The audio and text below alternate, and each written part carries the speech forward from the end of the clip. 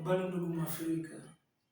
Ndugu Mwafrika, nataka nikwambie jambo hili. Mimi ni mtu, nina mahitaji ya kwangu na watu wengine wana mahitaji ya kwao. Nataka nikwambie kuwa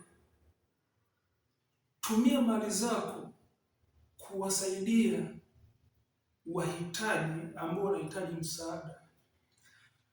Acha kutumia mali zako kushughulika na matatizo ya watu wakati na wewe mwenyewe una mahitaji yanayokusumbua.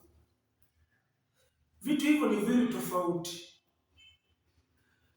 Kusaidia watu wanaohitaji msaada ni thawabu kwa Mwenyezi Mungu, lakini kujifanya wewe uonekane na roho nzuri, unashughulika na matatizo ya watu wakati na mwenyewe una mahitaji na una shida, ndugu yangu, hiyo sio sawa.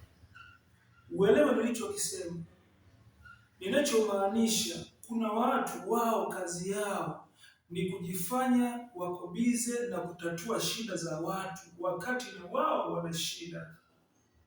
Nafikiri utakuwa umenielewa.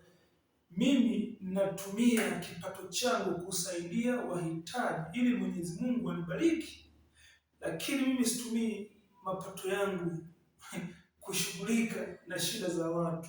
Sio kazi yangu, ila kuwasaidia wahitaji, hiyo ni thawabu kwa Mwenyezi Mungu na ni sadaka.